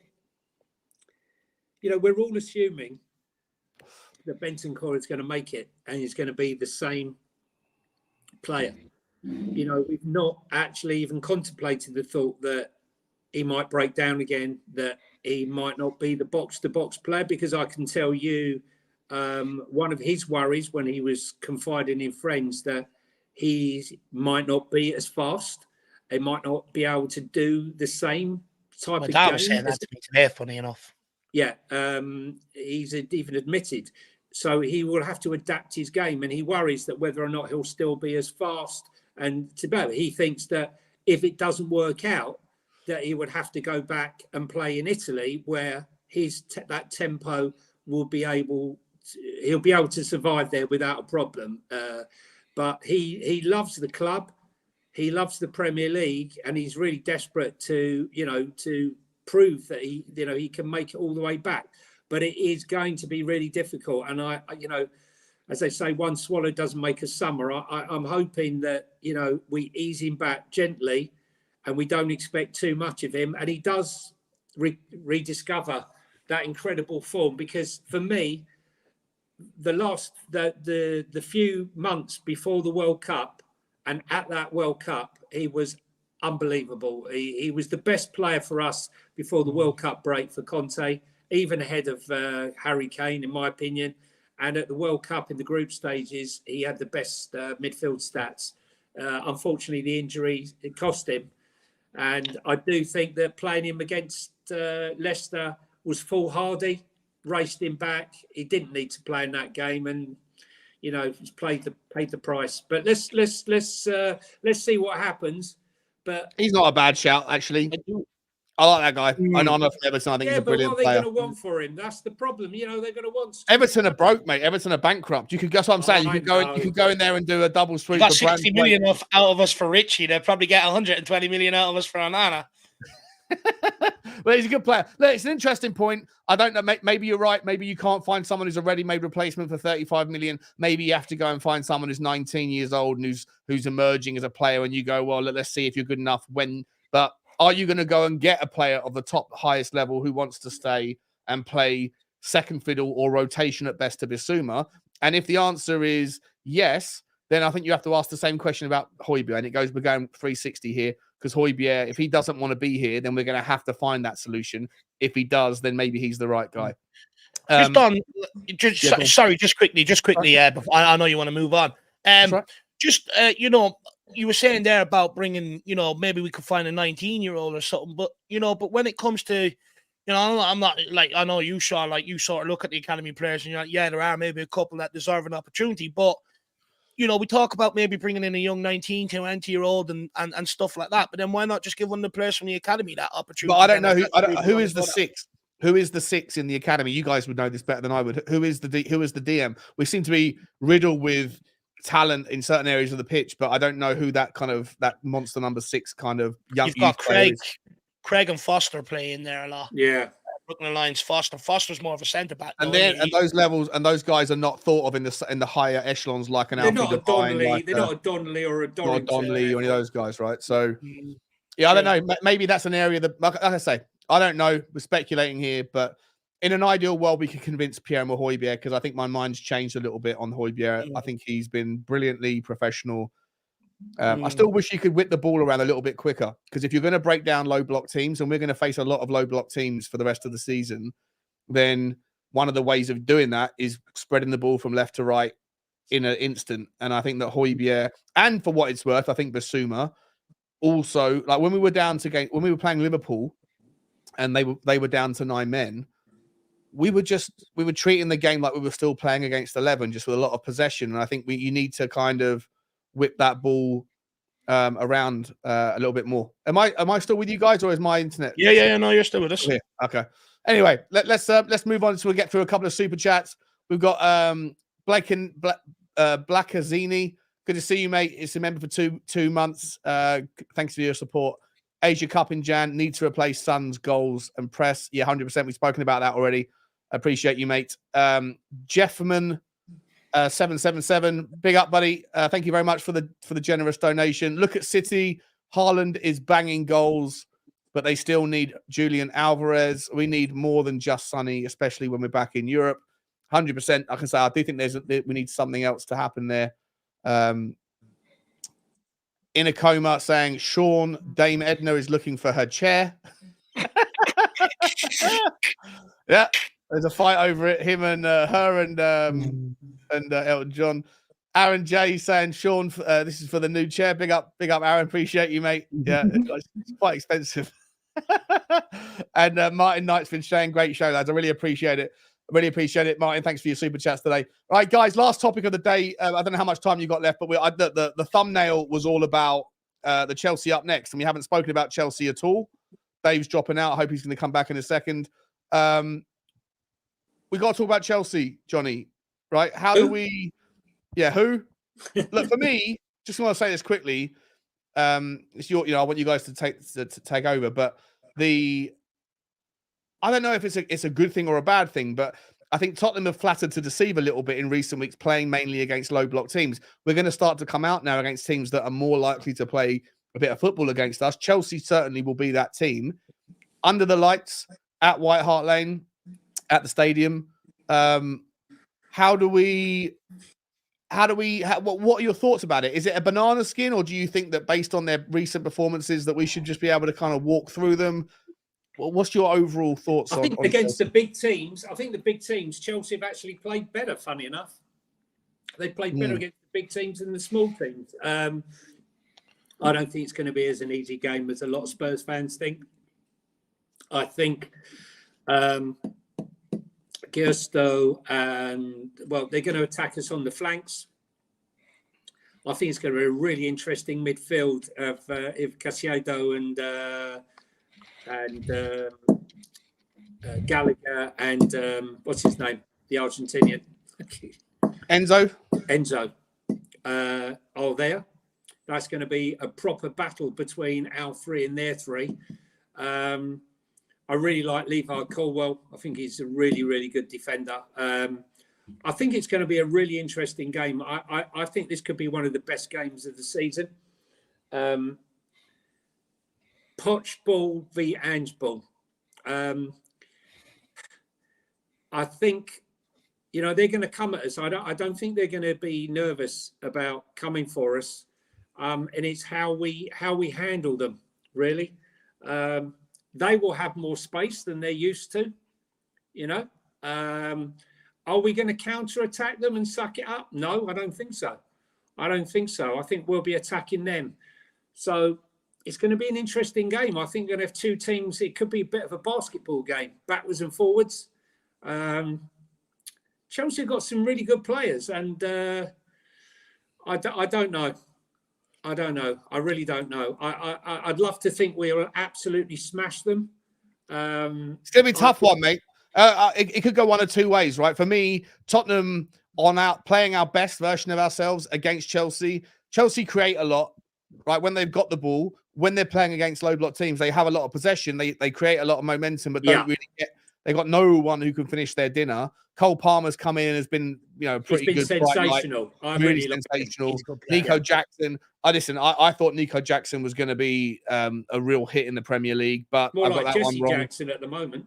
Yeah, I got that one completely wrong. I'm not sure if it's a horses for courses thing or whether he's being played. He should be more of a winger rather than a forward. I don't know. Maybe he needs just some support up there. But I also think that Chelsea won't have the lion's share of possession in that game. I think Tottenham will, and so Chelsea can't create if we can keep the ball, and I think we can get at their defense. And even when they do get the ball and move forward, I think we've got, as long as Van der Ven and Romero and Udogie and Porro are there as a unit, then I think we should be okay, because I don't really see it. But I can't really land on a thought process that Tottenham are going to smash them, because I think there is that outside chance that Chelsea could come up and just do the business. Dave, what's your thought? Sorry, I was just going to say, Dave. Now, mate, by the way. I was just going to say, Dave, I mean, as a weakness there, if you were looking at this team, and you wanted to attack one area of his team, it's got to be down the right-hand side for me. I'm talking about if you were Chelsea, looking at Spurs. Yeah. Yeah, look, the thing is, going into these games, right, form goes out the window. Derby games, especially with the hatred between both clubs, both sets of people will be up for it. But look, that Chelsea backline, they give up a lot of chances, There's no, for me, go at them. Don't go in there playing a scared game whatsoever. I actually think, I look more to the fans on this one. There's periods through the seasons where fans really do play their part. Now, if you take yourself back to the Champions League run-in under Antonio Conte, that Arsenal game, Gary Neville's famous quotes, Tottenham brutalised that Arsenal team and their manager. You look at Chelsea, their squad is young, and it was the same as Arsenal's at the time. If the fans can make it as brutal as that night at the stadium against Arsenal, that's already half the battle won, in my opinion. That's all we got to do. Get down there nice and early, greet their bus, kind greetings, you know what I mean? Greet their bus, few flares out around the place, get in the stadium early, because when they have to get out of the bus, they have to walk around the pitch to be able to get down to the change room. So just make sure there's a few fans there with some nice, pleasant words for these guys as they're walking by. When they come out, I want to see a big tifo on the south stand, and we're loving Big Ange instead. Make it ruckus. I don't want to hear any appreciation for Pochettino until after the game is over. For me, it's war for 90 minutes after the game. If you want to show Pochettino your appreciation, do it then.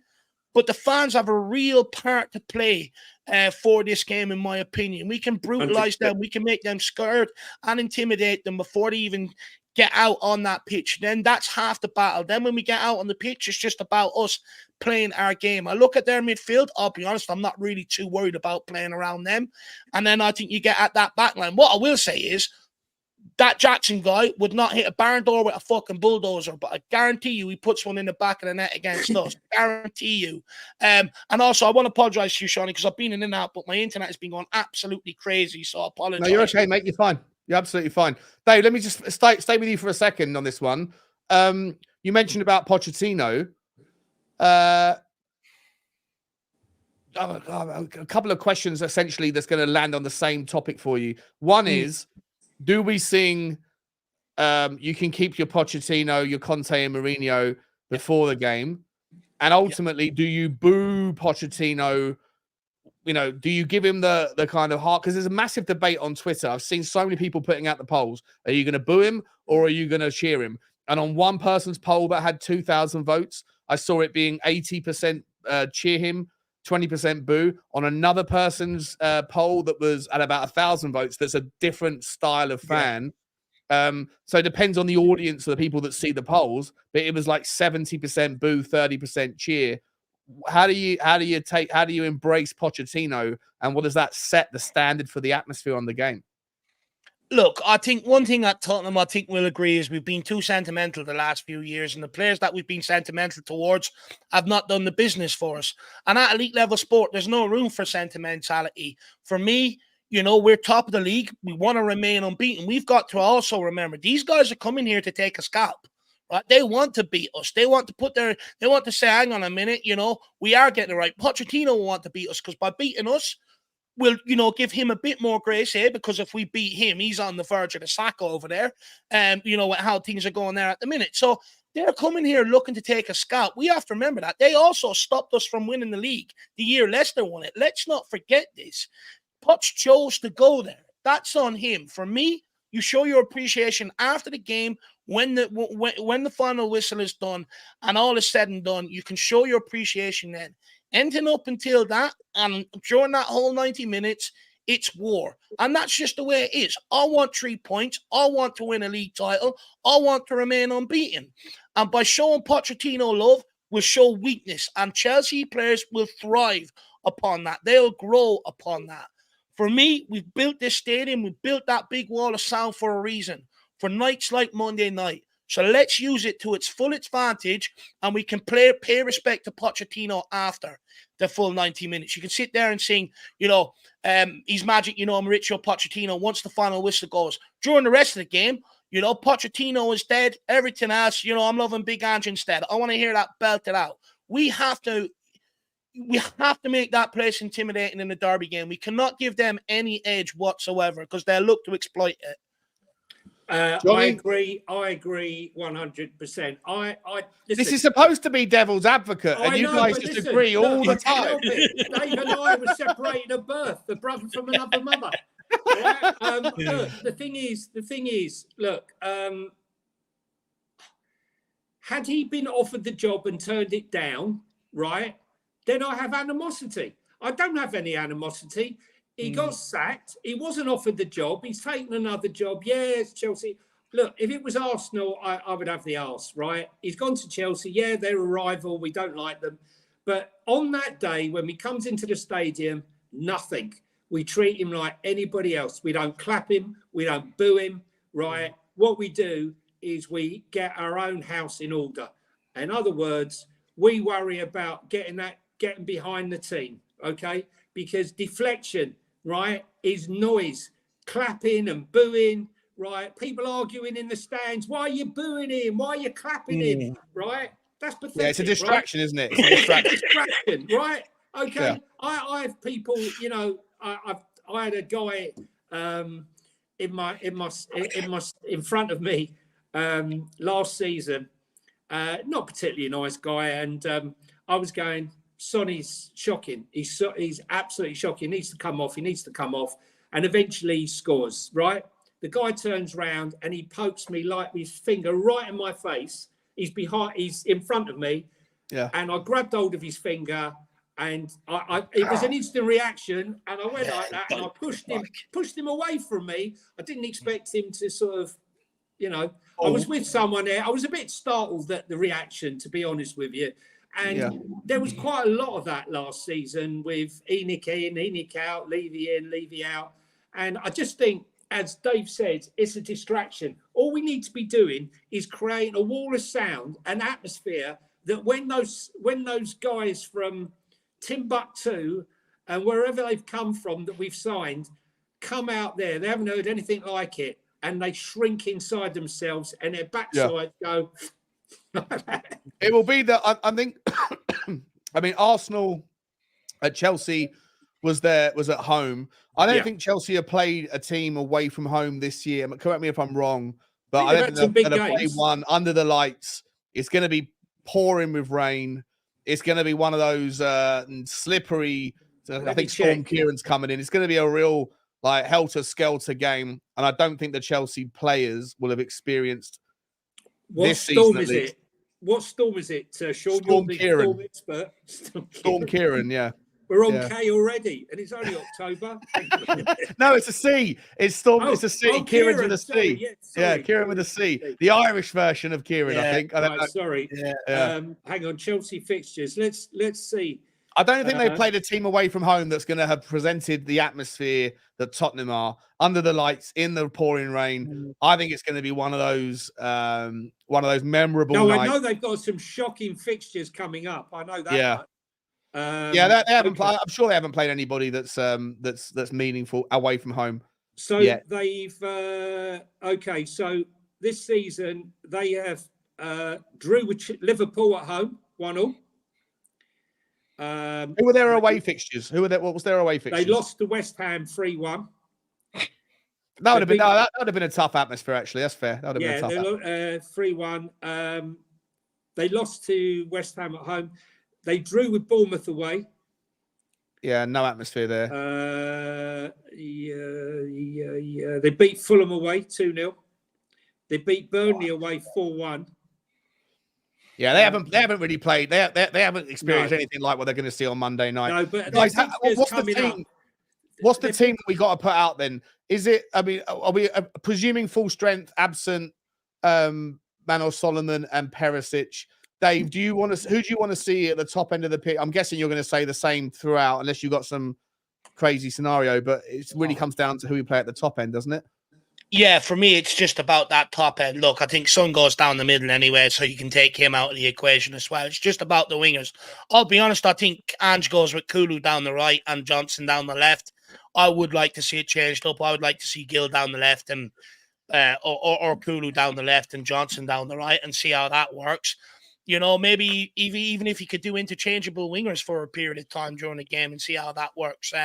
You know, that's not a bad idea either. Managers have done that before, but look, I do think, you know, Kulu down the right, and it'd probably be Brennan Johnson back in down the left after he got the assist during the week. Do you think he'll take the risk with someone like Gill?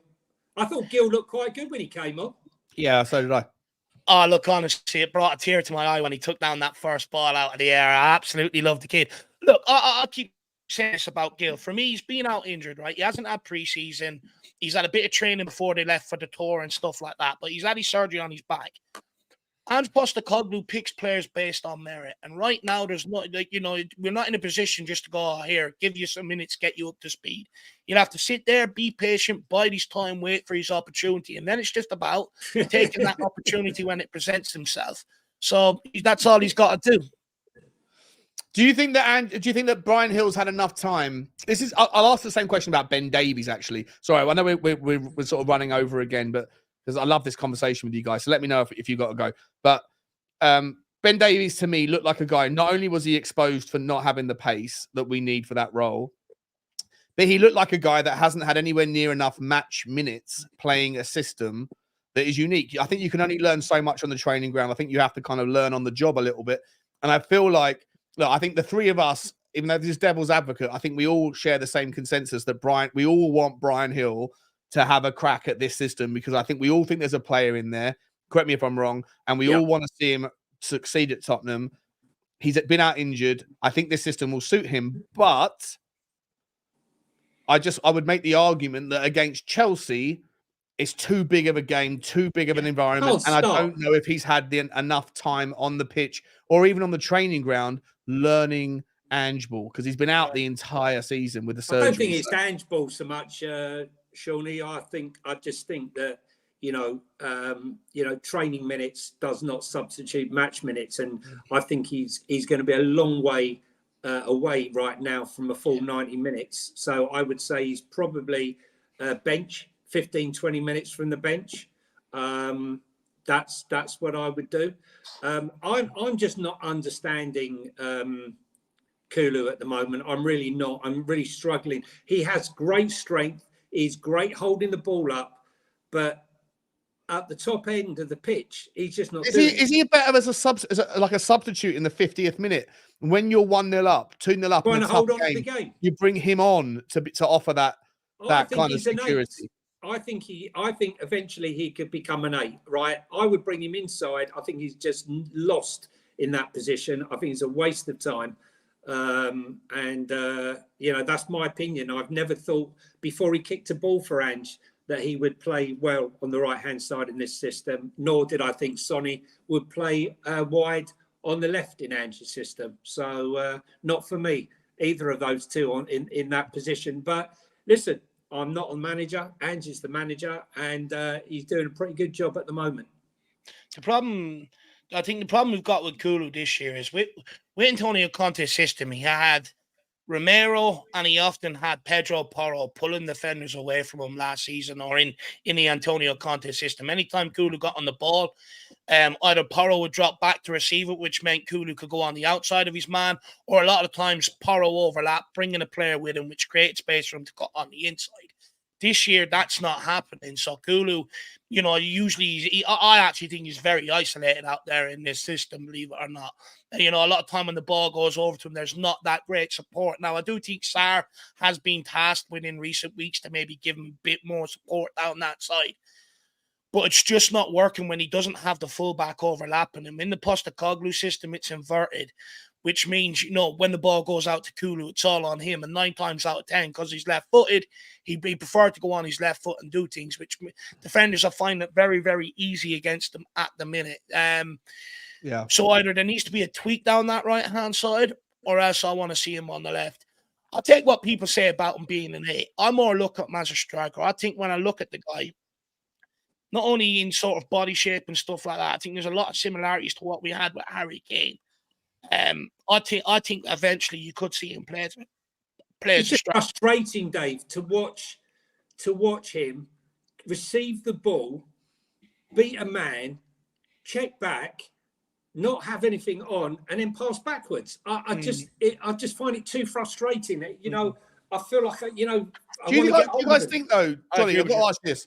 Let me press pause for 2 seconds because I want to get a few super chats have popped up. Let me just get through them, and I want to come back to Johnny with what I'm about to say because I want to ask you a question on this one. But you got KKB23, big up KKB23. Really appreciate the support. Tough game, but I'd be disappointed with anything less than 3 points. We're comfortably a better team than them right now. I completely agree. When you look at Chelsea, you see them improving. I think they've only lost one at Brentford. Before that, I think they won 4 of their previous 5 in all. Yeah, they're definitely improving. They're definitely getting there. And I think in January, if they go out and buy Ivan Toney, or if they go and buy someone else, they got that final piece of the jigsaw. Then I think that Tottenham need to create all the teams above them need to create a gap to the point where even their resurgence in the second half of the season isn't going to be enough for them to be a danger for any of us. But I do think that they're a team that I'm glad we're getting them out of the way. And I think we play them early in January as well. I might be wrong about that. But if we do, then we get them out of the way. And I think as they continue to improve, they're going to take points from other teams. So I take your point that we are a better team than them right now, to your point. But I think it's not going to be long before they're a threat again because they're starting to tweak. Adrian Chia, big up, mate. No need to boo Poch. We sacked him and he moved on. Yeah, it's an interesting one about the booing, the reaction. I think it's going to be fascinating to see how people handle it. Appreciate you, Adrian. And Martin Knight's been saying, Timbuktu, they are Sean's neighbours. I mentioned the guys from Timbuktu. My neighbours on game day when I used to do watch-alongs, they wish they lived in Timbuktu. The amount of noise complaints that I had for my my vocal amplification, shall we call it, was funny. But thanks again, Martin, mate, absolute legend. Johnny, I want to come back to you. Oh wait! Oh my God, my memory's going blank. What was the? What were you talking about? This is the Spurs Talk Show. No, what were you just saying? What were you saying before I interrupted you? Kulu. Timbuktu. No, before that. Go back to Kulusevski. I can't remember now. No, that wasn't it. That hasn't triggered any bells. It hasn't flagged anything in my mind. I had a really important question to ask you as well.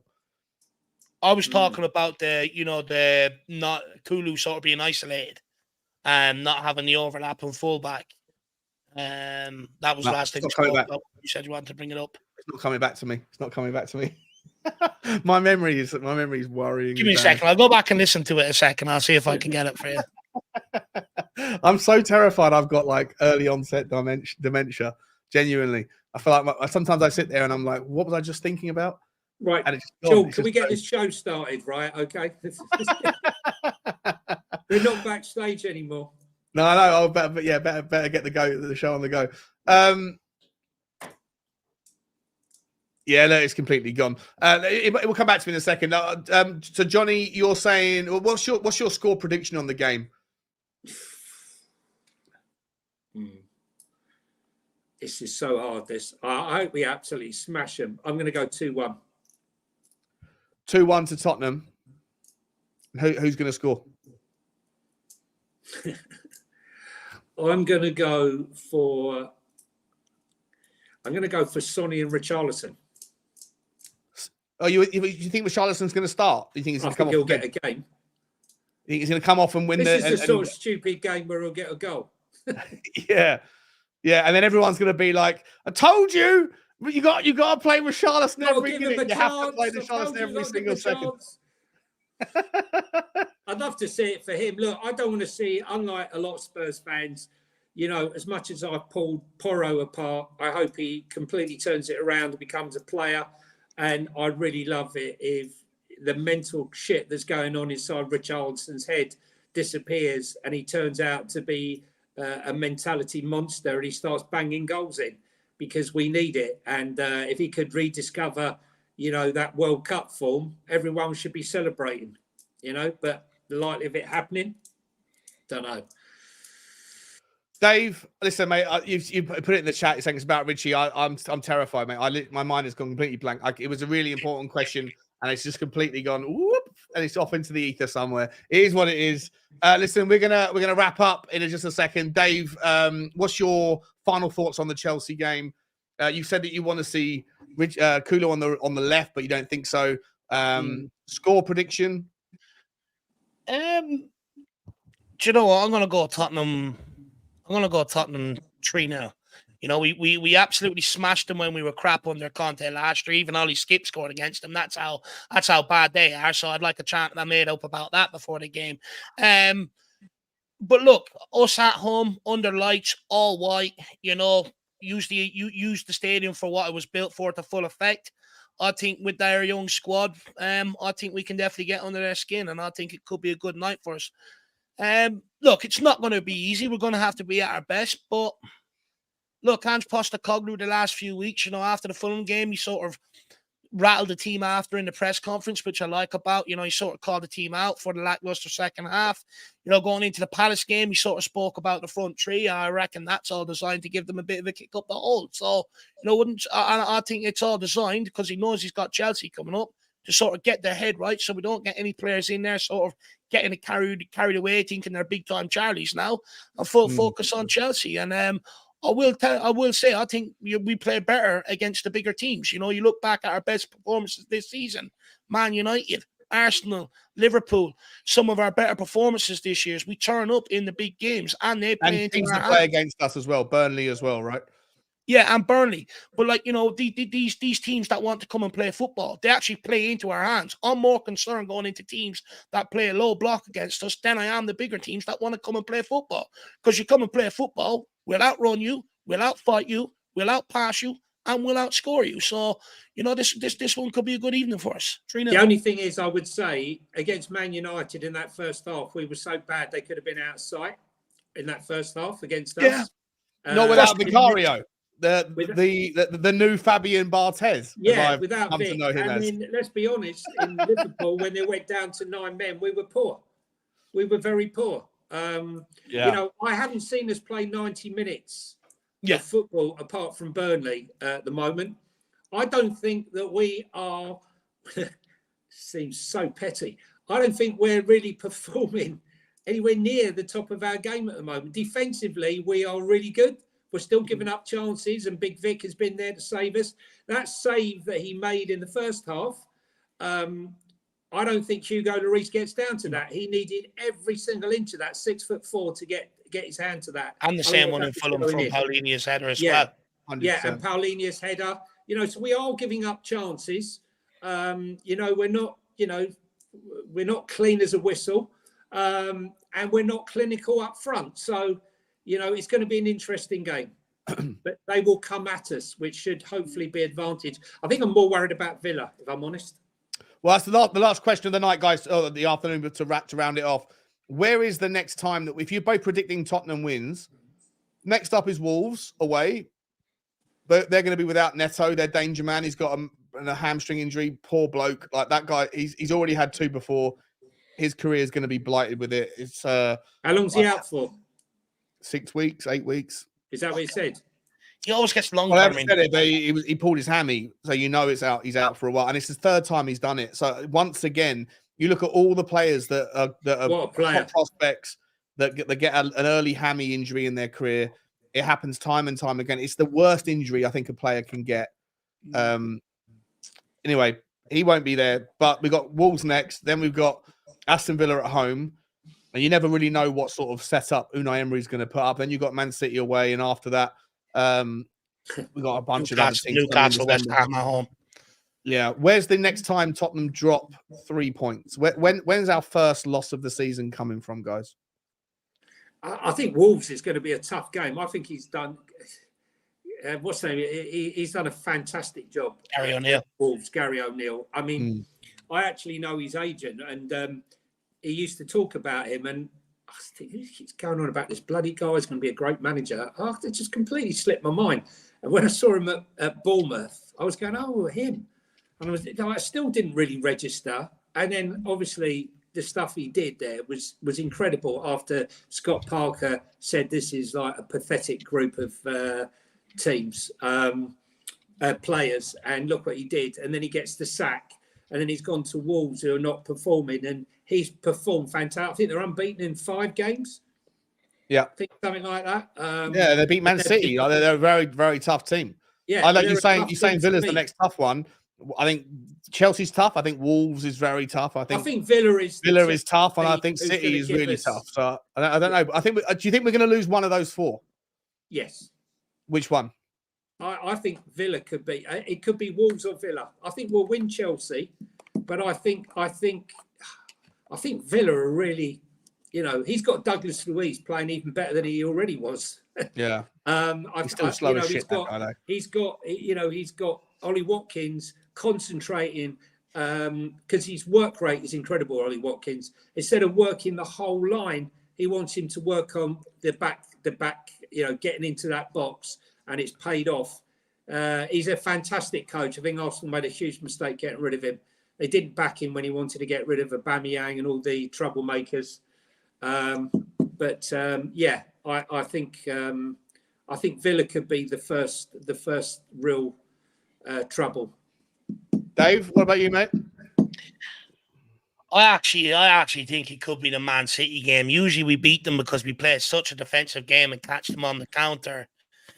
I think the City game is actually this year where we could end up dropping points. I think Wolves would be a tough game. Look, they could very well easily take a draw off us. Gary O'Neill sets up his teams very, very well, and they work really, really hard for him. Aston Villa, look, Emery's done a fantastic job. He took over them when they're in the bottom half of the table last season, got them into European football, and has continued. He'll set up his team well. I only worry about Aston Villa really sort of set pieces. I think we've got a really good back line, but our biggest weakness is set pieces. And I do think Emery would probably look to exploit that. But if they don't, I think we beat them. But I think City is the one where we could end up dropping points. I was just going to say the one thing that could be in our favour against Villa is they will be playing in Europe that week, and we will have the whole week to prepare. So it's a week on the training pitch, looking at his tactics, working on sort of formations and stuff. That could be a big advantage for us. So hopefully that negates them. I also think Villa set up their midfield very well against sort of stable, stagnant midfields that don't really create too much variety. I always say unpredictability is the second best ability behind availability. And for me, I think that Tottenham is very difficult to kind of prepare for because you never know whether Sonny's going to drop deep, Maddison's dropping deep, Bissouma's dropping deep, who's coming in, whether or not Porro's going to find himself up the end of the pitch or who Doggy does. I think that Tottenham, if you're a midfield 3, you don't want to play Tottenham because you're not sure who to mark, because at any moment you could have 3 or 4 different players from elsewhere in the pitch coming in and occupying those spaces. So preparing for a game against Tottenham, you can't spend too much time on the training ground.